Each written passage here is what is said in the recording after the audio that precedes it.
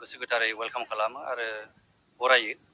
मावफुंनायनि खोथा होलांबाय रायजो राजा मुलुगा माने बयबो मोजांखौ हास्थायो। फारफ्रोमबो बिथिङाव दिनैहाय मोजां बेबायदिनो जोङो सान्थियै थाबाय थानो जोङो मोजां मोनो आरो बेखौनो गावहा मा खालामो खालामबाय थाथों आं बेनि सायाव जेबो बुंनांगौ गैया।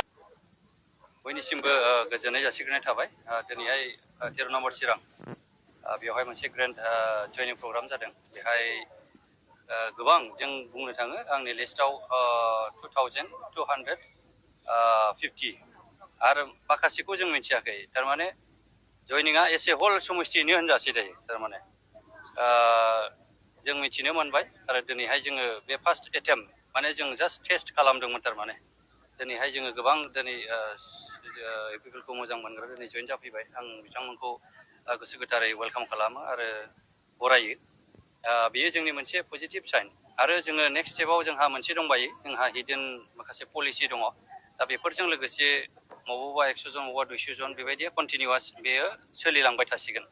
बेनिखायनो दिनैहाय चिफ सारखौ फैनानै दिनै जोंनि गेजेरावहाय मोनसे मोजां जोंनि गेजेराव मेसेज होलांबाय, जेनाखि जोंनि ओनसोलाव गोजाम इस्यु बे इस्युसफोरखौ दिनैहाय बिथाङा अननानै बा खोनासंनानै दिनैहाय मावफुंनायनि खोथा होलांबाय। रायजो राजा जोबोद मोजां मोनदों। दिनै बे जयनिंनि गेजेरजों जों मोनसे ब्लेसिंखौ जोङो मोनफादों होननानै बुंनो हायो समिस्टिनि गेजेरजों। मुलुगा माने बयबो मोजांखौ हास्थायो बा आरो सबसे निउ गोदान माबाखौ हास्थायो। जों मिथियो जेरैहाय फुरानायाखौथ' बयबो गस्लाबाबो गाननो बायो।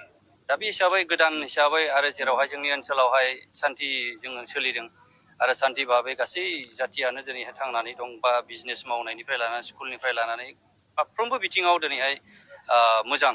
सबसे देरसिन आशिर्बादा जाहैबाय जोंहा सान्थि आरो सान्थिनि गेजेरजों दिनै जों बयबो गावबागाव दिनैहाय मावनो मोनदों बा जोङो सेंसन मोनाखैबाबो दा सोरबायाथ' बिजनेस मावनानै मोनजादों। बे परिबेसखौ जोङो दिनैहाय मोनदांथिदों आरो बेखौ लानानै दिनै गोबां मानसिया अनुभब खालामदों जे निस्सय बेबायदिनो जोङो सान्थियै थाबाय थानो जोङो मोजां मोनो आरो बेखौनो लुबैदों होननानै दिनै गोबां मानसिया ओंखारबोदों।